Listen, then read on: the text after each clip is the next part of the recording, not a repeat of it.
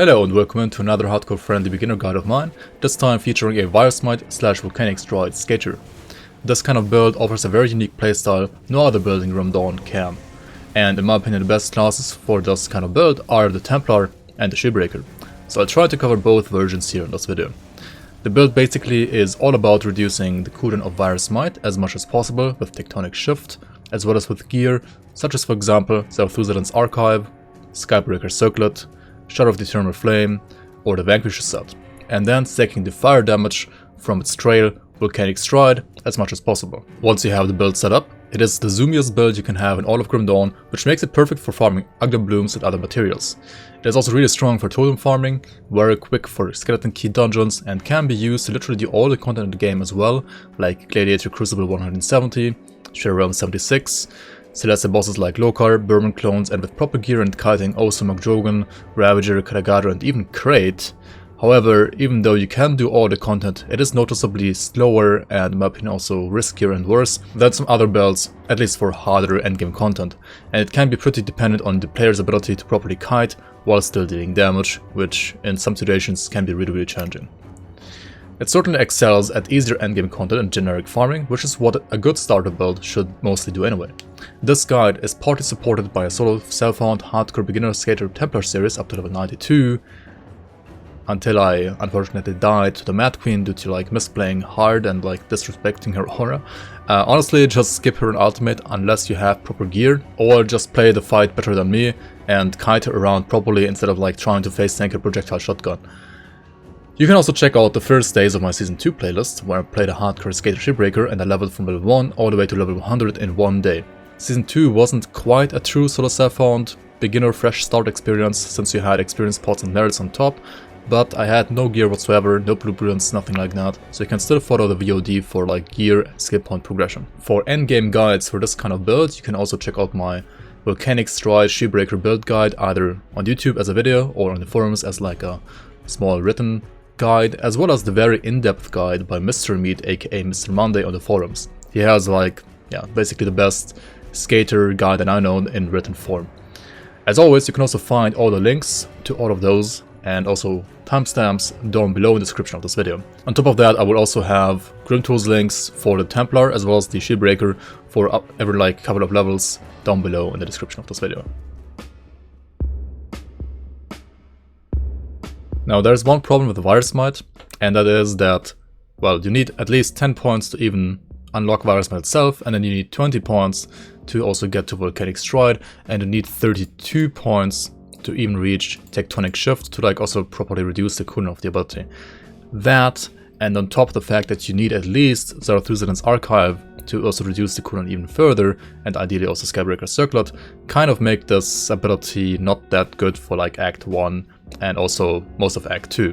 So generally you want to start leveling as the other mastery. If you are planning to play a Shieldbreaker and you would like to start with the Demolitionist, then of course you should try to get to Blackwater Cocktail as soon as possible.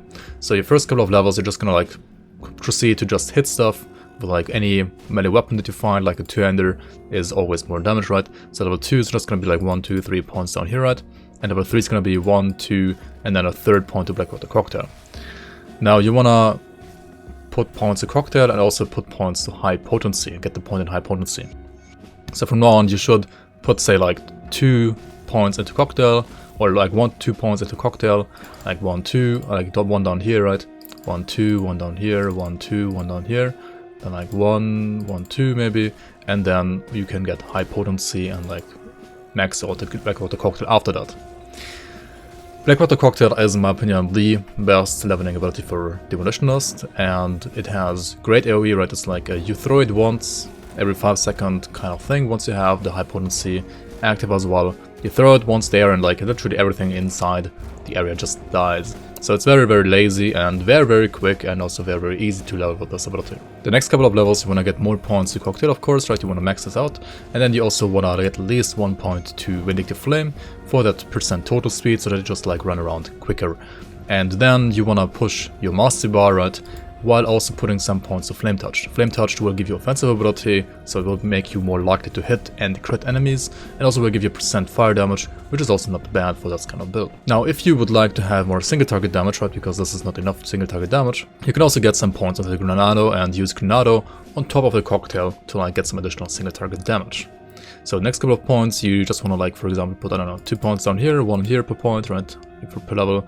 And then you could, for example, get 1, 1, 1, and like get a point in Granado. Note that Granado itself does not deal any fire damage, right? It's just physical and pierce, so it might not seem like the best idea damage-wise, but early on, honestly, like damage types don't really matter that much. What really matters is that this deals a lot of single target damage. So if you have chosen to use the Granado, you can continue putting like 1 point to Flame Touch, 1 point to Granado, and like 1 point down into the mastery bar, and just like proceed like this all the way until you get through Act 1 and 2, get Zarthuzellan's Archive alongside Skybreaker Circlet, and then you can like start making the switch over to Oathkeeper and VIRE'S MIGHT and zoom around. Alternatively to Granado, you could also use Canister Bomb. I would say that generally you probably don't have the points to like use both of these abilities. You obviously do want to use Cocktail, and then like you choose either Canister Bomb or Granado on top for single target damage. Which one you choose here is basically up to you, which one you like more. Just like try out both of them, right? Respecting Granado is really cheap and easy. And other than that, you wanna, you know, continue putting more points of Flame Touch, get a 1 point to Temper, and then also max out the Demon Fire eventually, because this will reduce also enemy damage, and that's not bad either. So I just put some points down here and like over here, and then show you like a level, say around level 30 example, because that's at least what you're gonna be right before being able to switch over to VIRE'S MIGHT. And this kind of leveling is really, really strong anyway. It's like really, really good. Like Demolitionist is a really, really strong early leveler anyway. So you wanna also get Agonizing Flames basically to max. That is pretty important. Get like at least 1 point to Blast Shield, right? And then also get some points to Thermite Mine ideally. Thermite Mine is really good for like resistance reduction. It's a really good debuff. This is very nice. You can spec out of this once you go to VIRE'S MIGHT and like get it later again. But yeah, while leveling, I would say that either you get the Thermite Mine points, right, to, well, amplify your damage against single target, or you just put more points to Granado, right, like for example max out the High Impact, which gives you like flat fire damage, or max out the first part of it as well, or even get some points to Shattering Blast if I get some crit damage over here, right. You either get the points here, or you get the points in Canister Bomb, right, like this for example, 12 points here, 1 point here. This could also work pretty nicely. Now if you want to play a Templar, you actually have kind of 2 choices, right. You can either start out as an Arcanist or as an Oathkeeper, because honestly Arcanist is not the best leveling spec either.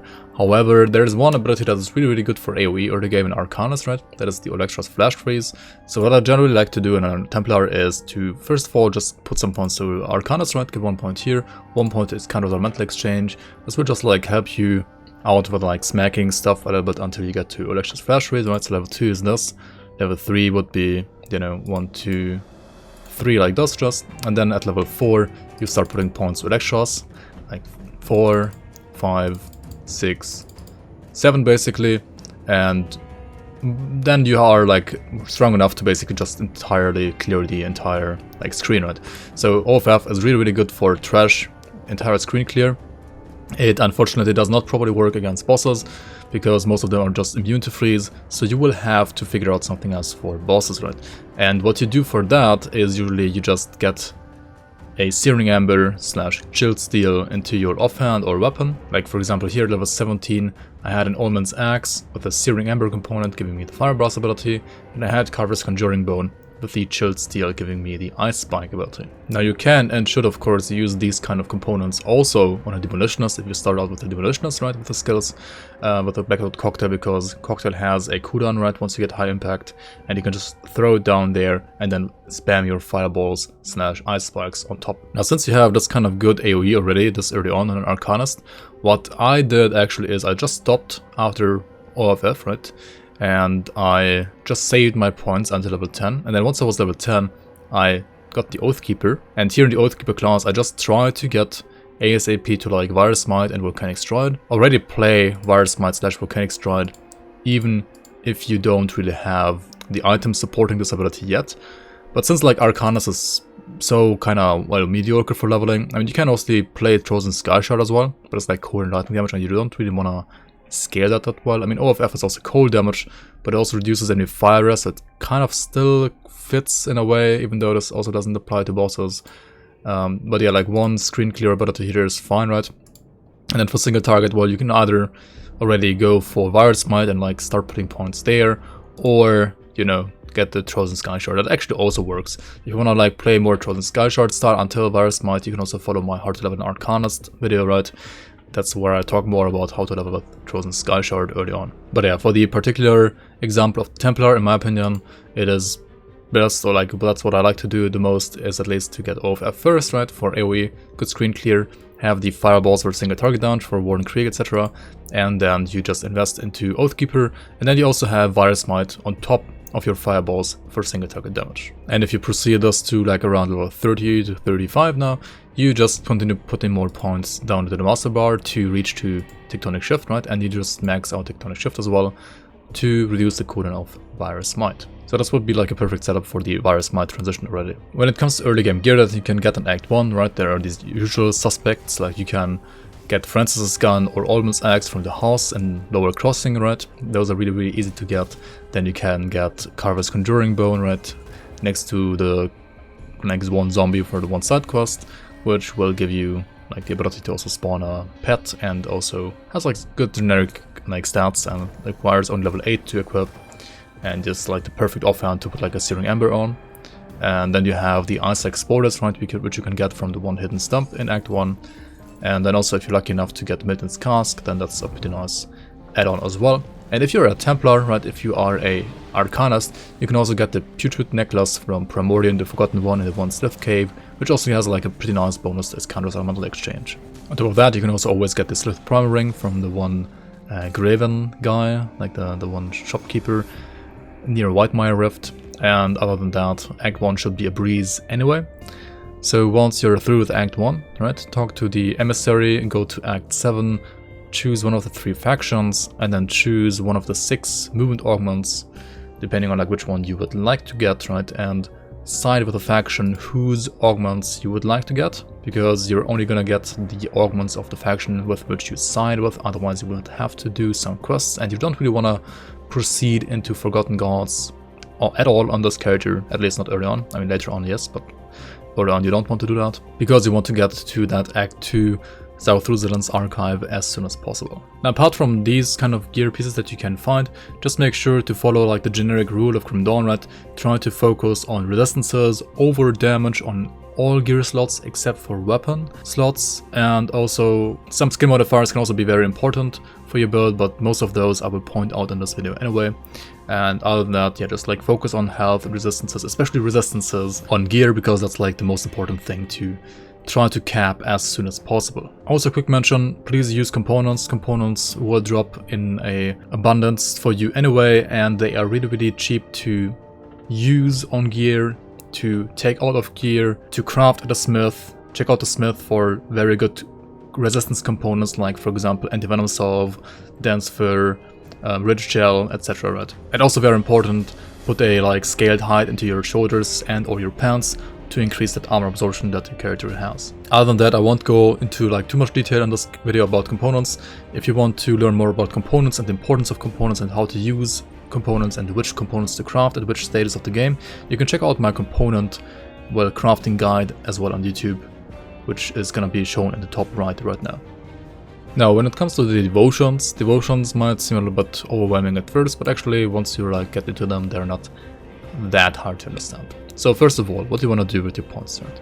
First of all, you want to put 1 point to the crossroads, enable like these red devotions for example, and then in basically the case of pretty much any character, you want to get the 2 points in Jackal for 6% total speed. These are really good, really awesome. Try to get them on like pretty much any character first of all.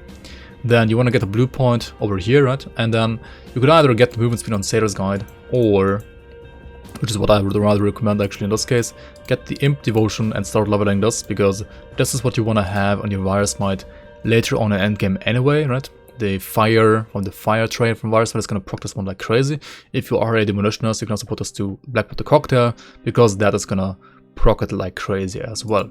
Or you can just like put it to, I don't know, like a Fire Blast, whatever you have, right? Once you're done with this and the Jackal, you want to make your way towards Solar's Witchblade. You do not actually need to get the Round's Crown on this kind of build, because first of all, Demolitionist has flat resistance reduction inside a Blackwater Cocktail anyway, and this kind of flat resistance reduction does not stack with 32 reduced elemental targets elemental resistances for 2 seconds of Round's Crown. So like the two don't stack, so it's kind of inefficient to get this one on a Demolitionist. On the Arcanist, you could get this while leveling. However, later on you want to get the Vanquisher set, and Vanquisher set does give you the same bonus to Calder's Tempest, so you don't really need it endgame for Vanquisher set Templar either. Which is why I would just, you know, because I'm only doing like one devotion for both builds here, I would just skip it on both builds. So what else do we need to get towards Solar's Witchblade? Well, you could get Scholar's Light, or you could also get the Spider right away, because you are gonna need 10 greens anyway later for Magi. So what I like to do here is I just get the Spider, this will give me 6 green, right? Then complete the Jackal, and then get the Witchblade, because this will put me to exactly 10 greens after completing it, and then I can just, you know, start working on the Magi later. Alternatively, instead of Jackal, right, after the first like 2 points here, you could also later on like spec out of Jackal and get the Ghoul instead. This would, however, like slow down your Solar's Witchfire a bit, so I don't really like doing it before getting the Solar's Witchfire. You could get it like right now, right now in the next 5 points you could get, for example, the Ghoul, and then take out the Jackal again, and then with the new points like start working on the Magi, right? This would slow down Magi a little bit, but at least it wouldn't slow down the Eldritch Fire that much, and the Ghoul is really nice for like, you know, a Circuit Breaker and does like lifesteal a bit. However, the lifesteal is not really like super efficient on a build like this, because it only like, you know, lifesteals off the VIRE'S MIGHT hit, not the trade itself. So it would also be totally fine to, you know, just keep on using Jackal, and instead of, you know, trying to run lifesteal, try to rather not get hit that much, or just use pots and stuff like that to heal yourself, right? Alternatively, actually for healing, what is really nice as well here is the Behemoth, right? You have already 4 blues because of Imp and the 1 node in Crossroads, right? As well as the required like green and reds, and the active only needs 3 points here. So Giant's Blood is, in my opinion, also a really nice option here, like after completing the, you know, Solar's Witchblade. Like just go for the 3 quick points of Behemoth, then you have like basically your sustained fix, right? Put this to any like permanent aura that you have, like Presence of Virtue, you're gonna have this one on pretty much any build like this, right? And then you get on your Magi after that. Now, as I mentioned earlier, to play VIRE'S MIGHT you will need Zarthuzellan's Archive and Skybreaker's Circlet. Who is Zarthuzzellan? Zarthuzzellan is the skeleton boss guarding the Steps of Torment dungeon, skeleton key dungeon, in Act 2 in the Broken Hills. You don't need to go inside the dungeon at all, just proceed to farm this boss, right? Once you can farm the boss, just farm him. He is actually kind of hard compared to the other enemies around the Broken Hills, so if you feel like not comfortable killing him yet, you can just wait with killing him and farming him until Act 3, right? You need to kill the Amalgamation Act 3, and then sign with the Death's Vigil, and then kill Sister Bravna in Fort Heron after the Blood Grove to get the Skybreaker Circlet, right? The Skybreaker Circlet drops from Sister Bravna in Fort Heron, so you could in theory also delay farming these Zarthuzellans offhand until you get to Sister Bravna. If you are a Shieldbreaker, however, in my opinion, you should farm Zarthuzellan like right away, because not only does he drop a offhand for VIRE'S MIGHT, but also one for Blackwater Cocktail, and you want to use this while leveling anyway. So yeah, I mean, if you get the Blackwater Cocktail one while trying to get the other one, it's already gonna increase your damage for the next couple of levels, so that is also good, right? So once you have the Skybreaker Circlet and the Zarthuzellan's Archive, you wanna do the switch over to VIRE'S MIGHT. You should be at around level 35 by now. So what you want to do, right, if you are a Demolitionist or a Arcanist, doesn't really matter that much, right? Just get your points from your other mastery, like your Demo / Arcanist mastery, and put them into the Oathkeeper, right? You want to max out the bar all the way to level 32 here, and then put 1 point of VIRE'S MIGHT, max out Volcanic Stride, and put 12 points of Tectonic Shift. Now, why do you want to do it like this? Well, because Volcanic Stride, right, is the volcanic fire trail that gets left behind by VIRE'S MIGHT. And this one, like the flat fire damage of this one, actually stacks. So you can like run over the same spot like multiple times, and the fire trail will stack. For that, you will need to have the VIRE'S MIGHT itself on a low cooldown, right? As low as possible. And Tectonic Shift does give you 1.2 seconds recharge, on top of the 0.5 seconds that you get from the Archive and also from the Skybreaker Circlet. Now, you will also have more points available, of course. You should always, if you're playing an Oathkeeper, 1 point the Prisons of Virtue line, right? Just 1 point these for now. You will put more points here later. Also, always 1 point Resilience, because, well, this is a very, very nice defensive circuit breaker. And then you, for now, just want to make your way to like 50 points down here, honestly. And once you are 50 points, right, you want to pick up the Guardians and also like max out their Celestial Presence, because the Celestial Presence does give you fire resistance reduction as an aura passively on the Guardians, so that's really, really nice for damage amplification. And then you also obviously want to use Divine Mandate as your exclusive skill to also like buff your crit damage as well as fire damage by quite a lot. Once you have maxed out these two and maxed out the Oathkeeper bar, you should be probably around level 40, and to get to all these points, you can see that for Demolitionist, I put down the points to this minimum, right? That's the 1 pointer to Cocktail, 1 point to High Potency, 1 pointer to Make the Flame, 1 pointer to Flame Touched, so that you have, well, another ability to proc stuff with, like Devotion's with, right? And these two are also really, really good. And I mean, you can also obviously like always put some more points into like Vindictive Flame or Flame Touch whenever you would like to, right? More OA on Flame Touched or more total speed on Vindictive Flame. It's like never bad, and you can certainly like put some points in there as a mix on top of the Oathkeeper points. But I would say that probably like for maximum efficiency, it's just better to just like max out the Oathkeeper first and like get these two, and then after that start working on Demolitionist 3. If you're an Arcanist, it's basically the same thing, right? Except that we just, you know, stopped at OFF and 1 point to its counter elemental exchange anyways, and this didn't really change at all here. What you could also do here, either before getting the Oathkeeper exclusives and the Celestial Presence, or at any point after that, is to push some more points here and get a 1 pointer into Mirror and like 1 pointer to Overload, because I mean this one is a panic button that's really, really nice to use as well, like pretty much any point in the game. Also, whenever you feel like the OFF is kind of useless for you, you can also get rid of this and instead maybe like invest into Calendar Tempest and get the Transmitter here. Like this is also decent to use. This is not like bad at all for like devotion proccing for certain abilities, and also to have still some CC against trash in the form of knockdown instead of freeze. Now when it comes to the devotions, this is basically where we left off before switching to VIRE'S MIGHT, and this is gonna be also really, really great for a VIRE'S MIGHT setup, right? You have VIRE'S MIGHT on Aetherfire, of course. You will have the Magi on your Guardians of Empyrean, right? You will have Behemoth on like any of your, well, permanent auras, like for example Presence of Virtue, right? This will be available on both Shieldbreaker as well as on Templar. And then you will have to like find a third ability for, well, your Eldritch Fire devotion. So either maybe like a movement ability that also deals damage like Vanish, or in the case of Templar like Calendar Tempest. In the case of Demolitionist, you can put this on Blackwater Cocktail, right? Now where should you go from now on? You can do this like actually two ways. You can see that in my playthroughs I did go for more offensive devotions from now on while leveling, but then in endgame I switched over to more defensive devotions. You could also do that, right, like trying to aim for Torch next, or you could already go more into defense, and I think Magi is kind of honestly all you need for damage, right, for additional damage, because this proc is actually insane. It's more damage than the Torch proc, it's literally more damage than this proc. So I would probably rather go towards more defense from now on. So what you can do is you can still complete the Behemoth, right, get these 3 points, they give you like some decent healing and like defensive stats, right, and also get the 2 points on Magi, and then you have 16 green. Now with these 16 green, you can take out the spider, right, remove the spider. Alright, from now on you want to work on blue and yellow affinity, because you want to get to Light of Imperium and the Tree of Life, and these need a total of 20 blues and 8 yellow affinity. So what you want to get first here is, for example, Sailor's Guide, which will give you movement speed, and then also Viper. And then because you have the movement speed on the Sailor's Guide, you probably don't need the movement speed on the Jackal anymore. So after getting the Viper, you can then retake the Jackal. Then you want to get the Panther, the Stag, and then with these you will already have 18 blue, which would be enough for Light of Imperium. Keep in mind that you also are still using Magi, which we won't use in our final devotion page, So just to keep this in mind, right?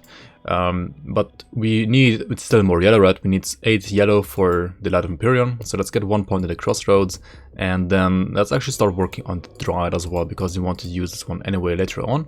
And put this to like any other active ability that you have right now, like, I don't know, I can put this on Vanish, for example. And then we just get the Light of Empyrean, right? Now, this setup does not include Tree of Life, as you can see, obviously, but it will be really, really strong for leveling. This is a 53 point setup right now. The last 2 points you could put wherever you would like to, but eventually, right, eventually you will have to take out the Magi and get to the Tree of Life, but we're gonna talk about that later. Now, if we take a quick look at my builds that I was playing right in my playthroughs, does have a 4th Templar, using the Bloodlord's Vengeance weapon, Zarthuzellan's Archive, Skybreaker Circlet, Incendiary Shoulder Plates, still from Act 2, Chronix Gang, and then we have some Inscribed Bracers, which are like random drop, but I mean, you don't have to get these, right? These are decent, but like, don't have to get them. Explorer's Footpaths, I actually got a 2-piece Explorer set. Really nice if you get this like early on. It does fall off pretty soon though, don't wear this for like too long. Level 40 is already like kind of the max level that you should have this one at, like you shouldn't use this for much longer than this. Herald set is pretty nice if you get this one, but I mean none of these, like honestly none of these items apart from Skybreaker Circlet and Zarthuzellan's Archive are a must-have, right? Other good monster recruits can be Bolvar's Pendant, right? It gives you +1 all skills to Oathkeeper. Other than that, it has like Vitality stuff, so it's not really like that useful. But +1 all skills is still okay, right? Still okay to get. I'm actually still using a Swift Prime ring here. Lord Keeper's Band, I mean, yeah, that's like a random drop as well. And then if you know, like defeat Bloodlord, the guy before Logorion, he has 2 swords. He has like 1 Chaos Blade and 1 Fire Blade. This is the Fire Blade. If you get this fire sword, then you can use it. It's really, really nice. Otherwise, I mean, just use any other fire weapon that you get. It's also totally fine. Taking a look at the Shieldbreaker, here we have a level 43 example. And you can see I was using like another weapon that I found here, Calastorian Gavel. I mean, it's a fire weapon, so it's fine, right? Any fire weapon works. We are still actually using Levinas' Ring as well. This one you can find in Forgotten Gods. There's like one certain semi-hidden shrine near the Temple of Azure Rift. I actually talk more about this in my How to Speed Level guide, right? If you would like to know where the exact location of this ring is, you can also check out that guide and then find it there, right? It's a pretty nice leveling ring. I also use an Alchemist belt. Alchemist belt is also, if you find it, really nice, right? Gives you like tons of poison rest as well as this like, well, kind of circuit breaker. I mean, it's not really like that good, but it can sometimes save your life, I guess, but it's very, very risky as well to even try to make use of this. But yeah, I mean, that's not a bad belt for this level. Combat Medic's Mark gives you like another heal on attack, also not bad if you get it right. Molten Walkers, if you're playing Demolitionist, right? Bonuses to Blackwater Cocktail, pretty nice.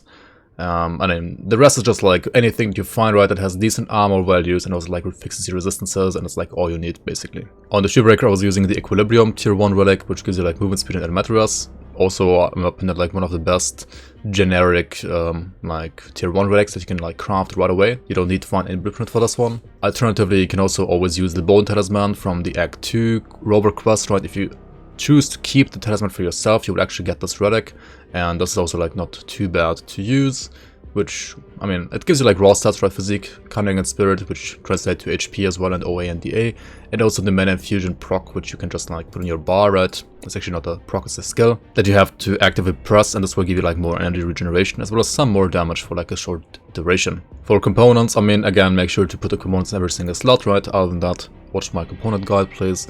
And for damage, make sure to put like double enchanted flint on your, well, weapon and offhand. Or if you would like to still use fireballs in between, it is also fine to put a flint core bolt component for the greater fire blast on your offhand. But generally, if you don't want to like press too many buttons and just focus on like, you know, running around, skating around with your VIRE'S MIGHT, then just like use 2 enchanted flint, that's totally fine.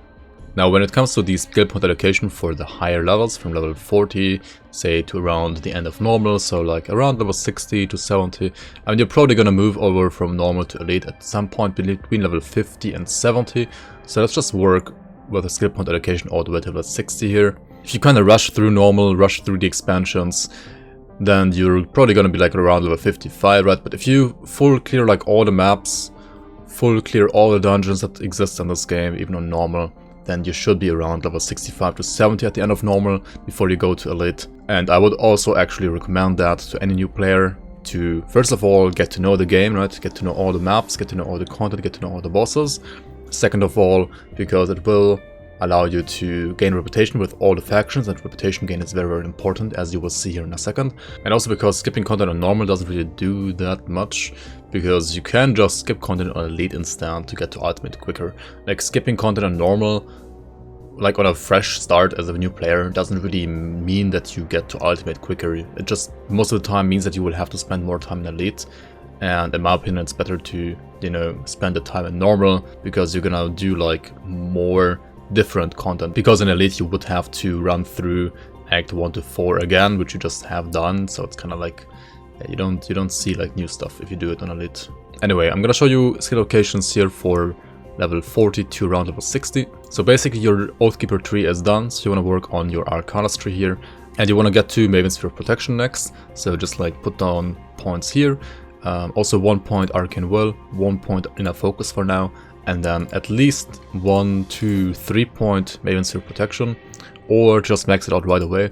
Maven Sphere Protection is really, really nice, right? 12 out of 12 gives you 20% absorption, and it does not have any negative effect, except for energy costs per second. So, I mean, if you are struggling with energy, leave it at 3 points, otherwise just max it out, right?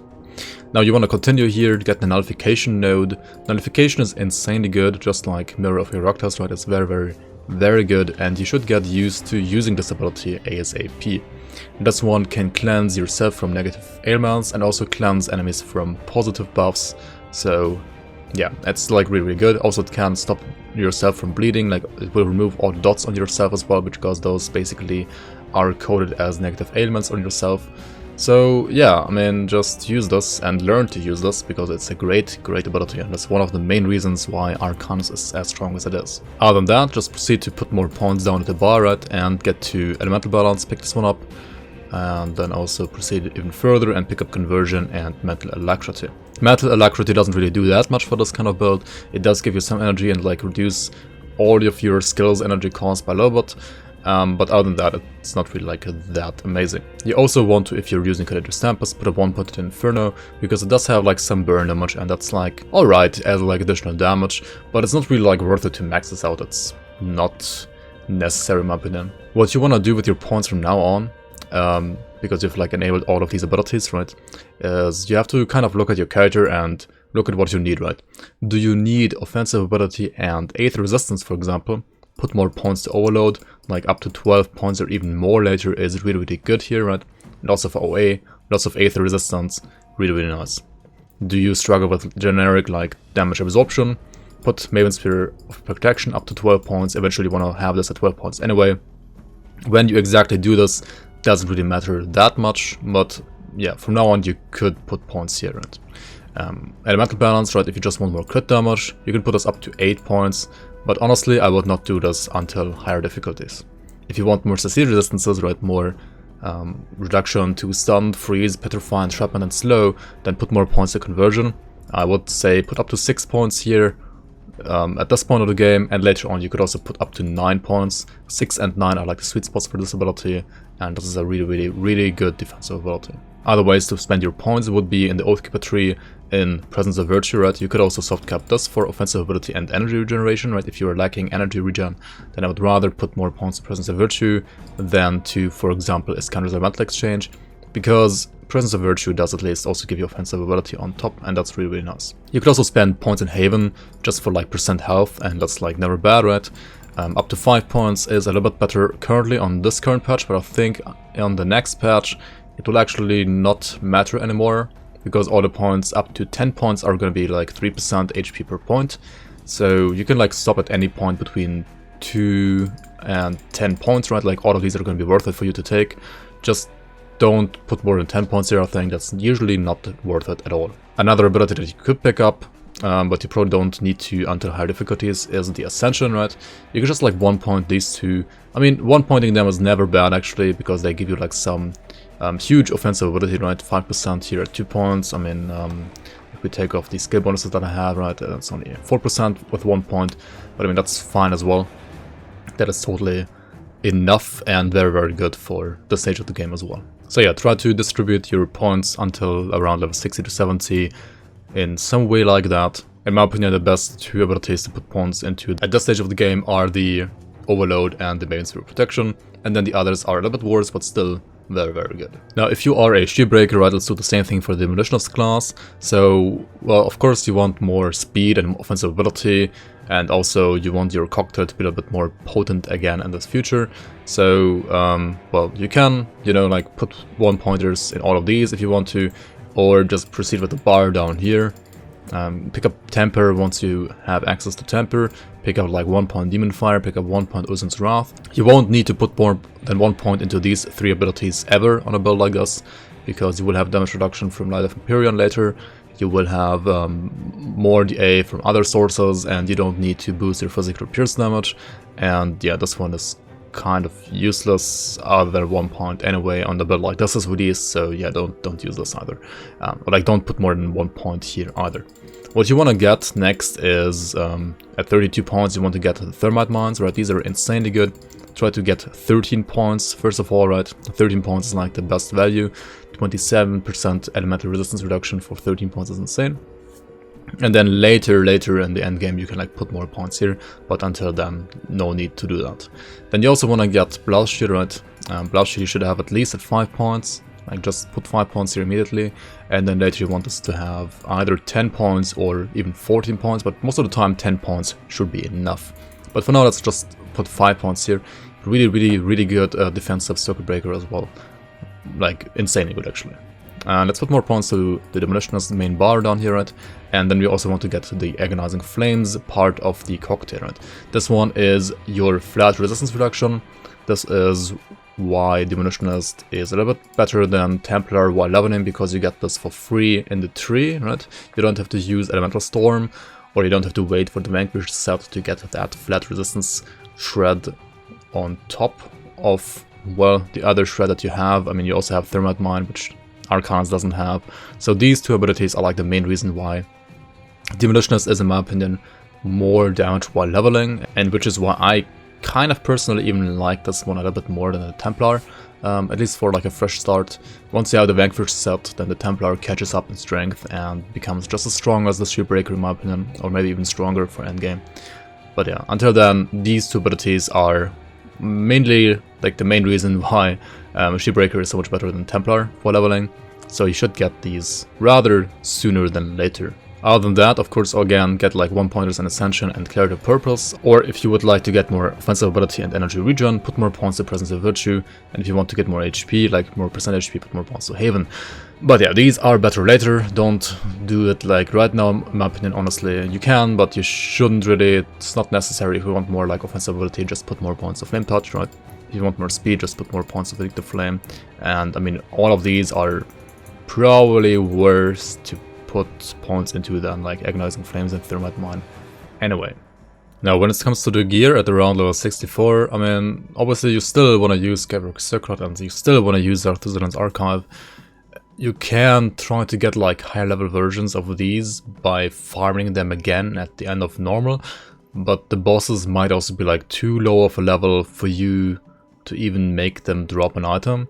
So honestly, like the ones that you find like around level 30 to 40 or something like that, these items should carry like all the way to normal and also all the way through like elite until you meet those bosses again, and then you can farm those bosses again in elite to get higher level versions of these items.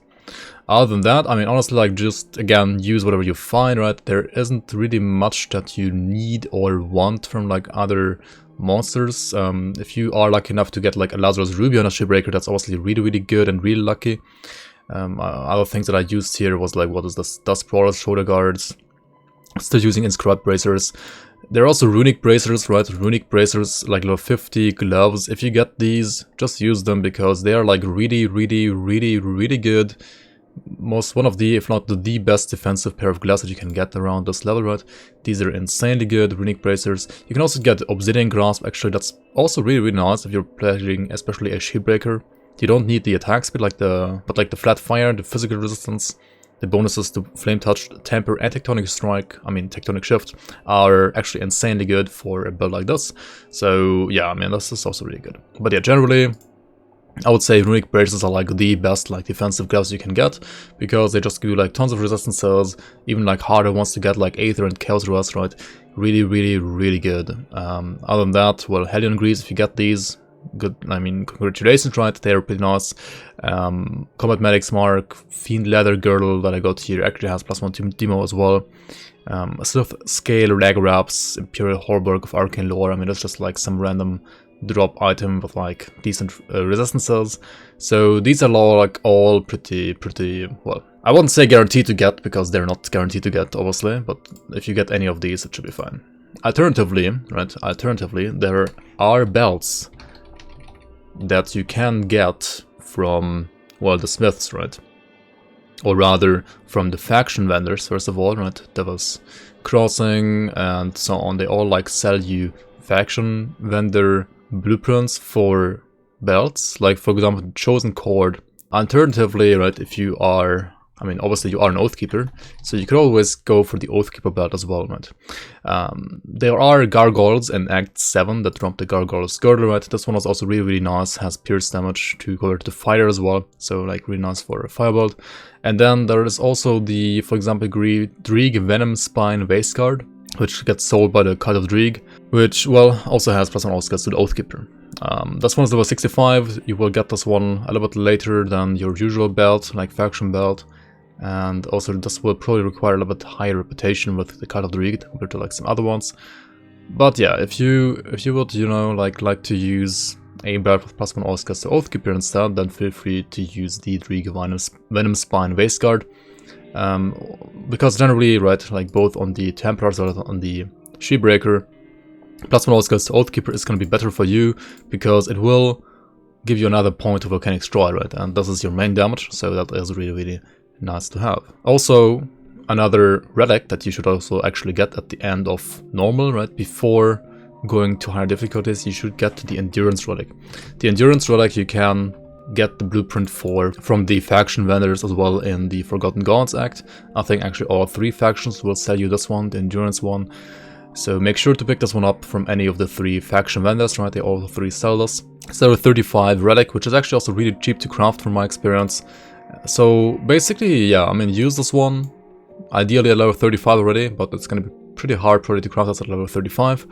But at the very least, like before going to Elite, you should get this relic and craft it for yourself, because it's going to be insanely valuable going forward from now on. In the case of this Shieldbreaker example, I even will have 22 points to Volcanic Stride. That's going to be the max. Make sure that you don't get more than +10 to a skill, because that's going to be wasted points. It's not going to be shown in the game like this, right? In GRIMTOOLS you will see like this red number, meaning these points are wasted. In the game you won't see that. So, I mean, you can either put your character into GRIMTOOLS and then like check out your GRIMTOOLS link if it has wasted points like this, or just go to the Spirit Guide in the game and try like pulling some points from Volcanic Stride, for example. And if it doesn't reduce, like if it doesn't drop below 22 when you pull points, then you will know that you have wasted some points into this ability right now. On a Templar, right, the same story here. You can always get the Endurance Relic, right? And on the belt you could, instead of the Gargoyle's Girdle or like the Oathkeeper +1 skill belt, also of course get a +1 to all skills in Arcanist belt, which in this case would actually be sold by the Death's Vigil. So if you're in Templar, you could also consider signing with Death's Vigil instead of Comet's Chosen because of this belt. But again, ideal is to, instead of getting the Death's Cord, to get the Gargoyle Girdle or like the Dreeg belt from Forgotten Gods. Of course, on top of all of that, if you are lucky enough to get some legendaries that fit your build, right, like Cinder Scorn, for example, is insanely good for a build like this, or, I mean, this one was whatever, then just use them, right? I mean, I'm not gonna talk about these here in this video because they are random drops most of the time anyway, and they are kind of rare and you cannot count on getting them, but if you get them while leveling, right, feel free to evaluate those items yourself, and if they fit your build, if they're strong, then just use them. The blue ones, however, that I also see here, like Obsidian Plate Cuirass, right, which is pretty nice defensive option for any fire build, as well as the leg plates of valor, which are a really nice defensive option for pretty much any build in the entire game. I mean, if you get these, right, then you should probably use these as well. Like really good pair of pants and a chest plate here as well. Now for higher difficulties, what you want to do is first of all work on your defenses, right? You will lose 25% to the upper row and another 25% to the upper and the lower row, going from normal to elite and then going from elite to ultimate. Good ways to offset these debuffs are to get just more resistances on gear, more resistances on your components, or once you are honored / revered with your factions, you can also use faction augments to help you max out those resistances again. Especially the armor augments will help you a lot with this. For these you need to be at least level 70 and you need to be revered with the one whose faction augments you would like to use. When it comes to the skill point allocation from level around, well, 60 to 100, what you want to do primarily is start working on your defenses. Before you do that, however, I think there are a couple of skills that you should max out before that, like for example the Black Water Cocktail should be put up to 12 points, so that it has a full uptime, right? Now it has 4-second duration, with this it has 5 seconds duration and also 5 seconds cooldown, so this will have, if you use it properly, basically have a 100% uptime. And you want that 100% uptime for your Agonizing Flames and your reduced offensive ability debuff that you have on this cocktail as well. Next, you also want to scale your offensive ability and your percent fire damage, so putting Flame Touched up to at least a soft cap or just like max it out is the way to go here. You always want Blouse Shield at least at 5 points, but you can also put it to 10 points, moving over to higher difficulties like, well, Elite and Ultimate. And now on the Oathkeeper side of things, you're gonna work on your defenses, right? You're gonna, well, put 10 points to Haven, right, for the percent HP, put Resilience maybe up to 5 points even, doesn't have to be like that though, and then you want to also max out the Ascension for the flat absorption. The remaining points can also be put into Presence of Virtue for more like flat offensive ability and some energy regen. After the soft cap, it's really good to like have this node, right? Above the soft cap, I would only put points here if you really have way more points to spare and you really need offensive ability really badly and you have already maxed out your Flame Touched. Now with your last couple of points, you can either put Vindictive Flame up to 11 points if you are not capped in your movement speed, or you can finally max out this resistance reduction on Thermite Mines, right? Up to 13 points, 27% elemental resistance reduction was like the sweet spot. But now in the actual end game, right, like once you have everything else either soft capped or maxed out, as I told you, then you can start putting more points here and just max it out as well to like the highest that you can put this, right? Resistance reduction is one of the best ways to scale your damage in this game after all. So yeah, eventually you want to max this out, but for point efficiency, 13 points should generally be enough at the start. And yeah, the last couple of points, I mean, you can like put 4 points here to have Blouse Shield either at 14 or at 10, like both of these, well, nodes are good, right? 14 and 10 are like the two sweet spots here. You can, if you want to, also use the Judgment ability with Crushing Verdict and Heart of Wrath, if you would like to use this as another Devotion procer or just because it looks cool, right? This is not a bad ability at all, and it can also reduce enemy DA, right? Very nicely. But I would say this is more like for a Templar. On a Demolitionist, right? You should and could instead use Flashbang, because Flashbang is, well, it has the same debuff, right? The same debuff type as the Crushing Verdict part, the same reduced target's defensive ability wording. So this one will not stack with this one. But Flashbang is generally the better debuff ability because it also has Searing Light attached to it, which makes enemies fumble and impaired aim, and gives them impaired aim. So impaired aim makes them miss their ranged attacks, and fumble makes them miss their melee attacks. And so you wanna just soft cap this. For that you could also, like, again, retrieve 2 points, only 4 points there, right? Put this as a soft cap. Don't overcap this, it's not worth it. But you get like 20 flat defensive ability shred per point up to 12 points, so this is really good. And the last 2 points could be like put into fumble as well, for like a higher chance to make the enemies fumble, right? On the other hand, you probably won't have all of these points available because like the last couple of points you will get from Shadow Realm and, well, like finishing Forgotten Gods and Ashes of Marmoth on Ultimate, and also the Hidden Path on Ultimate, and all of those things can be a little bit tricky to do. So you will probably just have something like, I don't know, this, but like, yeah, using Flashbang already for ultimate difficulty. Like once you go to ultimate difficulty, I would just pick up Flashbang. It's really nice. Like just 1 point these two, and then like start working on soft capping Flashbang later. Should be like a really good thing to do here. On the Templar, for the Oathkeeper side, same thing here, right? You wanna soft cap the Haven, soft cap Presence of Virtue, either 1 point or 5 point Resilience, max out the Ascension moving forward to higher difficulties, and then you, well, ideally you also still want to have like 22 points of Volcanic Stride. If you can't manage to have 22 points here, you will have some, well, less damage, but it's still fine for the most part. You can use Judgment on the Templar, way better as on the Shieldbreaker, as I said earlier, because of Flashbang on Shieldbreaker. And yeah, like this is fine to like use another, like to proc another Devotion Worth, right? Like for example the Druid's Blessing. And you could also like soft cap the Crushing Verdict going forward, but I would probably do that like later, like way later in Ultimate. The first thing you should work on before that though is putting 7 points in Mirror, right, for the cooldown. Ideally also putting 10 points in Nullification for the cooldown and area on this one, and also like damage reduction for enemies through elemental damage. And then also Inner Focus up to 12 points, 40% Spirit and % Invincibility. Also you want to then put 8 points to Elemental Balance for the crit damage and % burn, etc. This is really nice on a build like this as well. Then you could also proceed up to 40 points and get a 1 point into Fabric of Reality. This is very much optional, I would say, and depends also a lot on like how many plus skills you have to the entire Arcanist tree. But it's certainly an option that you can always do. And for the last couple of points, well, yeah, just for example put Crushing Verdict to 10 points. That is pretty decent. You could also put more points to Heart of Wrath, I guess, if you wanted to, but it's not really necessary, to be honest. So yeah, something like this is probably what I would play on a Templar. And yeah, the last 8 points can be put wherever you want to. Right, basically wherever you want to. You could also put actually Mirror up to 12 points if you have the spare points, right? Or yeah, you could also overcap Overload. Overcapping Overload is not that bad either, gives you more offensive ability, gives you more Aetheress. Or you could also put Conversion up to 9 points, right? This will give you even more Stun, Freeze, Petrify, Interpret, and Slow Resistance. Really, really good as well. Alright, now for the Devotions, again these are the same for the Templar and the Shieldbreaker, and this is where we left off, right? Eventually though, you want to get to the Tree of Life, that's what I told you earlier as well. You can run these Devotions and like put the last 2 points wherever you would like to, all the way to level 100. You will only have to respec really for Tree of Life for the endgame. But if you would like to try out the setup earlier than endgame, then feel free to respec at any point between, I don't know, level 60 to 100 into the Tree of Life setup. So actually the setup will not only have Tree of Life, but also the Harvestman's Scythe. Harvestman's Scythe will need 3 purple, and also we will have to get rid of the Magi, which currently self-sustains itself, which means it has 10 affinity requirement for green, and also provides you with 3, so you can't just respec it right now.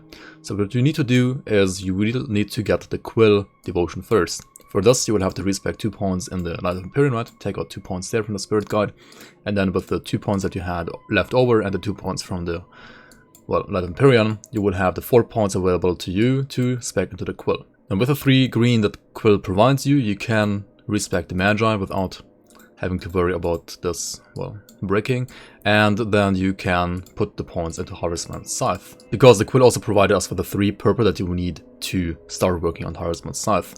Once you have completed Harvestman's Scythe, however, this also gives you 3 purple, so you don't need the Quill anymore, right? This can be taken out now because you don't need it for Magi, nor for the Scythe anymore, and now you will have already 8 yellow, 21 blue, which means you can take out 1 blue additional here, right? You can retrieve 1 more point here, and now we have everything we need to take on the Tree of Life. Now you put the 4 points in Tree of Life, put this to like whatever permanent order you have, right? Like Divine Mandate, Flame Touch, Vindictive Flame. If you're playing an Arcanist, like the Scoundrel's Elemental Exchange is a really good thing to put this on as well, or the Maven Sphere of Protection. And then you also, of course, take the 2 points in Light of Empyrean again and put this to another aura. And now you're done, and this is basically all you need for endgame. And this is a really, really good devotion setup for a build like this, because, well, you don't really need that much damage, I believe, on a build like this. You don't really need the Magi for endgame, even though it is a lot of damage, but you will be better off generally getting that Tree of Life and the Harvestman's Scythe for more like additional defenses and regeneration. Now we take a look at my, well, actually level 89 Templar that I was playing, right? And then just put him to level 100 and like put some more points of physique. And this is still the same, like level 89 character, but like level 89 gear, or like the gear that I was using at level 89, but it put to level 100 with the skills and devotions that I just showed you. I mean, you couldn't really see, like, it's still a playable character, right? It's still very good, even like with the scuffed gear, 2.8k OA, 2.5k DA, armor is a little low, and obviously you should get higher armor and armor absorption, which you would get easily by just upgrading your, well, gear with like, I don't know, higher level faction gear or like whatever gear you just find, right, for level 94 and higher. This should be like very easy to get higher armor here. I will show you a proper endgame example for a Templar later, or just, you know, check out the guide by MysteryMeat for like the proper min-maxed endgame version. That is really, really nice. Of course, I just want to highlight some specific items here, like for example the Valiance set. Actually on my playthrough I was lucky enough to get the level 65 4-piece Valiant set, the entire set. For some reason I never was able to reproduce this in any additional runs that I made, but on this one run I did get it, and I just want to highlight this set because it's insanely good. And if you do get it, if you are lucky enough, right, to get the 4-piece Valiant set, then, well, just use it, right? It's insanely good. It gives you like armor, away, DA, health, plus 1 all skills and a 4-piece set, and then, yeah, just like more and more armor. It's like insane. This can be used actually on any build, like literally any build in the game. It is insane for leveling. So if you have it and you have proper endgame itemization after that, just like make sure to not sell those, like keep the set, right? It's really, really nice for leveling at level 65 and higher. And you can also use it alongside the low-card set later on, so it's like really, really worth saving for, well, like any kind of leveling. Of course, you are still using Skybreaker Circlet, right? As Zarthuzellan's archive, we've upgraded the headpiece component here to Red Prismatic Diamond. We are using Obsidian Grasp, also the Mythical Obsidian Grasp is really nice as well. The same thing basically, but like way higher armor, right? Mythical Leg Plates of Valor are also, again, really nice here as well. Cinder Scorn or Mythical Cinder Scorn both work insanely good as well. And I again want to just show you that the Blood Owl's Vengeance is also a very, very nice alternative weapon to use. And even better, a guaranteed drop actually that you get once per character is the Blazeheart Dagger. This is a legendary dagger that you get from a quest in Morndale. So like near the Melmouth outskirts. If you have talked to Dyla there, and if you have before that actually done the Dyla quest with Dyla's diary in Thornsbury Farm, like near Homestead, right? If you have given her her diary back, then she will spawn in Morndale, and then she will give you the quest to, well, retrieve 2 items for her from 2 different places around that area. And then once you've done that in Ultimate, you will be rewarded with a Blazeheart Dagger. And, well, this one being a guaranteed drop is really, really nice because it, I mean, it gives you like +1 all skills to Oathkeeper, has OA, Chaos to Fire, and Vitality to Fire conversion. So you could even do, like, use this for setups that use the Bat Devotion for healing as well. Really, really nice dagger. I mean, it is really good, and it's a guaranteed drop. It's not necessarily best in slot, in my opinion, all the time. There are better alternatives for, like, proper min-maxed endgame, in my opinion, but it's really, really good, and certainly better than, like, I don't know, some random weapon that you have or find, or rather that you didn't find because you didn't find like a mythical Cinder Scorn, or you didn't find like a mythical Grim Fate if you are a Shieldbreaker. Actually, other than that, there's not really that much to say, right? You will need 724 spirit for the highest level of a Zarthuzellan's archive. This is actually not that yet, but yeah, you will need 724 spirit. You will probably also need a little bit more cunning if you want to use like a Blazeheart or a Bloodlord's Vengeance, right? Then you will have to have like around 400 something cunning. So just make sure to, you know, like have enough of these attributes to equip gear, and the remaining points should always go to physique on a build like this. Remember that to reset attributes, you can always use the attribute respect potion, of which you should get a couple during your playthrough, and also you can farm them later on by killing Nemesis monsters. Checking out my Shieldbreaker at level 100, right? This is what I had once I hit 100 before like farming any proper endgame gear. You can also see here I still was using a level 40 offhand for some reason. I mean, it did carry me all the way to 100, so I didn't really have a reason to like refarm this, but of course you should refarm Zarthuzellan at some point. Again, like get a 724 spirit, right? I had a Firestorm Scepter here, just some random blue drop, not that rare either, but it's not really like insanely good either. It's okay. You can use this, of course. A Lore Keeper Band here, I mean, still the same thing that I used earlier, I think. Vanguard Star, Mythical Uzun's Torment, I actually got lucky enough to get this one. Really nice belt as well. If you don't get this one, the Faction Belt is totally fine as well. The Faction Belts that give you like +1 all skills to Oathkeeper, or the Gargoyle's Girdle that drops from the Gargoyles in Act 7, like Forgotten Gods Act, is really good as well.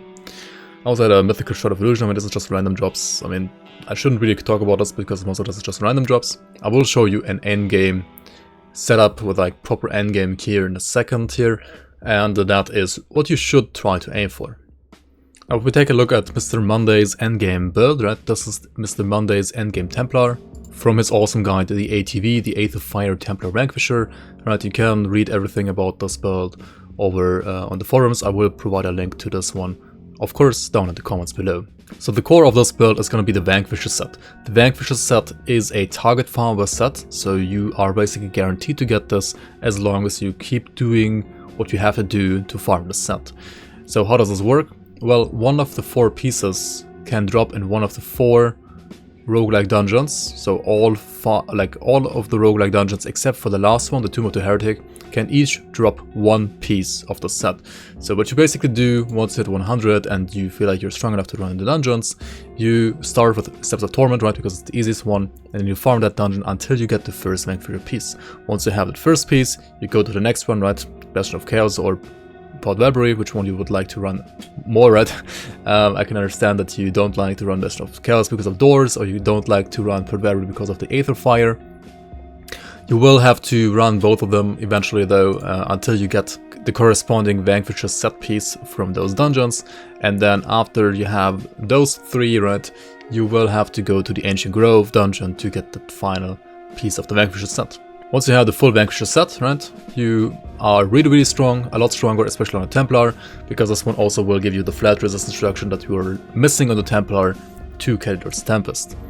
Now, besides the Vanquisher set, of course, you still want to use the Zarthuzellan's Archive, so try to refarm Zarthuzellan a couple of times until you get at least a somewhat realistic and good fire affix archive.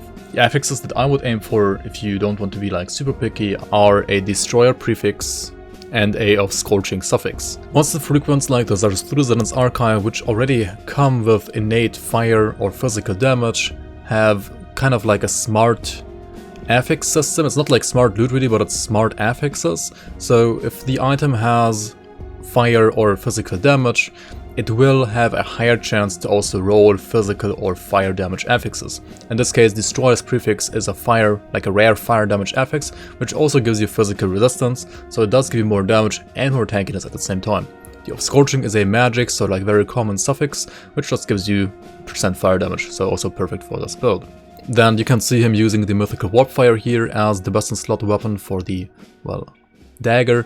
And I do agree a lot with this because it is insanely good, because it has another 15% fire RR on top, which no other like usable weapon here really has for this kind of build. Alternatively, as I said earlier, you can use the Blazeheart, you can use the Bloodlord's Vengeance if you have like good affixes on it, and or like a Mythical Cinder Score, and those also work very well. Then for the rings, Combustion Band is pretty much a busted ring, right? This ring is insanely good, really nice. He's also using a Menhirion, which is not a fire ring, but it does give you like bonuses to Tectonic Shift. As you can see, right, he does reduce the cooldown of VIRE'S MIGHT by a lot by putting Tectonic Shift up to 22 points. And it also gives you some really nice armor. Another alternative to the Gargoyle's Girdle and the Faction Belt with +1 Oathkeeper is the Mythic Crimson Lotus. Also, this one has +1 all skills to Oathkeeper and converts acid to fire damage, which doesn't really matter, but it also has good resistances, HP and 108 OA on top, so this is a very nice random drop legendary to use on your Templar. He's also using Mythical Volcanum, which is, well, what makes him max out the Volcanic Stride, right? Really nice blue metal, which you can use perfectly nicely on a build like this. You could alternatively also, I mean, always get a defensive medal, right? Like the Mythical Mark of Divinity is a very decent defensive option as well, because of the Divine Light proc, which like basically makes you immune to damage for 3 seconds whenever you drop below 30% of your HP. So this is very nice for hardcore, especially if you're like kind of inexperienced with the game yet. This can be a real lifesaver as well. For the pants, you can also see he's using Cupacabra's Trosses here to again get more bonuses to Tectonic Shift, which will mean that you will have less cooldown on your VIRE'S MIGHT. For the relic, he's using the Serenity relic. This one I would say is really good generally. Like, it's a very nice generic relic you can put on pretty much any character, especially if you're a new player and especially on hardcore. This is a real lifesaver as well, very similar to the Mark of Divinity. Not quite as good defensively, but still very good circuit breaker. And yeah, I mean, if you use this though, I would not use Mark of Divinity, trying to use either or. You shouldn't really need to use both of them in one build. One of the two should be enough. Alternatively, you can of course also use just like a fire damage based relic like Absolution with Oathkeeper stuff.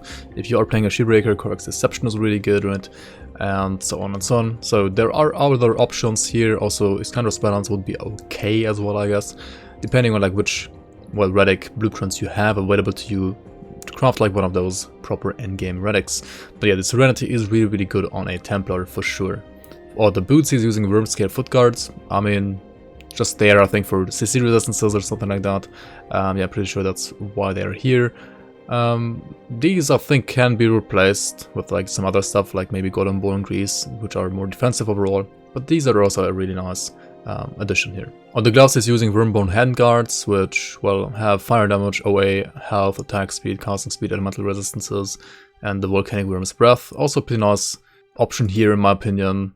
Other than that, you can also always go with the Cinder Touch gloves, right? These are really nice as well, have even more OA and Chaos Rust instead, and they will produce these like fire tornadoes, which are pretty decent as well. So yeah, this is another option. And then of course you could also always for endgame, right? You can always for endgame craft yellow gloves, right? You can like craft Ember Guard Gauntlets or Plague Guard Grips. Both of these are pretty decent, and you can get some pretty sick affixes on top when crafting these. So these can be probably even better in some situations, depending on like which affixes you get on these. Same thing for the boots, right? You can also always craft Stone Plate Greaves. These are insanely good as well if you get the right affixes while crafting these. For the Shieldbreaker, I can show you his version, right? This is MrMonday's Shieldbreaker, which is very similar to his Templar actually, right? As you can see, it's using the same set, using the Mythical Grim Fate instead of the Warpfire. Other than that, pretty much the same build, right? This is good in a way because you again can just target farm the Vanquisher set, and you just like need to fill out the rest a little bit differently. But yeah, this is also a very solid setup. I can also show you my setup that I use on my Shieldbreaker for endgame, which is this one over here. I'm not using the full Vanquisher set on this one. It's only 2-piece, chest and shoulders, as you can see. But this setup does require the Shard of Eternal Flame, right? This is a random drop legendary amulet. If you get this and you are a Shieldbreaker, it's insanely good, and I would probably say that this, together with a good Zarthuzellan's Archive and a good Skybreaker Circlet, does beat the 4-piece Vanquisher if you are a Shieldbreaker. But if you don't get this amulet, right, then you kind of have to use the 4-piece Vanquisher set, unless you want to run, say, an Azra Khaz amulet to be even more defensive. But also, if you use the Azra Khaz amulet, which does have another really nice defensive proc, then you can't zoom around as quickly as with the Vanquisher set or the Shard of Eternal Flame. And the entire point, kind of playing a build like this is to just zoom around as quickly as possible and to be like a very efficient mat farmer, right? I did use the Azra Khaz amulet to kill Ravager on this build, so it is, in my opinion, also still like good for some specific fights, but generally you want the Shard of Eternal Flame or the full Vanquisher set to just like get that maximum zoom for like, you know, farming mats and farming legendaries in general. Also, you can see I was using the Chance of Orders belt here from Port Vabry, really nice belt as well for a belt like this, with the Mark of Divinity, which means I'm not using Serenity, I'm using Correct Deception actually for +1 all skills to Demolitionist, and OA and DA. This will give me more offensive and defensive ability than MrMonday on his build, as you can see. And I do get my points to Volcanic Stride with, well, the Skybreaker Circlet and the Hellforged leg plates. I was also using Golden Bone Greaves for, well, higher Fizras and armor on the proc. Actually, my overall armor is still a little bit lower than his, I think. Yeah, it is lower for sure, but I do have higher Fizras than him on this kind of setup. So both setups are good in their own way, right? Also, I am using Living Rings, which you can easily farm from the Ancient Grove, right? I do lose out on a little bit of resistance reduction by not using a combustion band, so probably like using one combustion band and one living ring would be better in my case as well. But on the other hand, like, living rings are so easy to get, and these are really good as well, so yeah, I was using these for pretty much all the time until endgame. And with a setup like this, I was also able to defeat super bosses like Ravager, Mogdrogan, Lokar, Bourbon clones of course, and then also run some decent shards in the Shadow Realm, like 75 to 76 or 65 to 66 should be no problem with a build like this.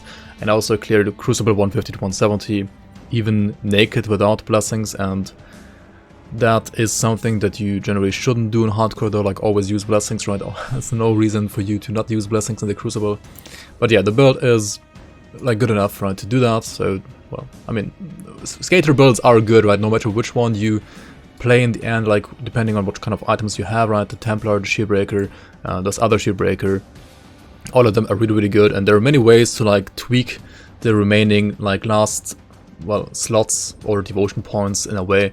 But yeah, this is what we played, MrMonday and me, so if you're following one of those 3 versions, I think you're gonna do perfectly fine.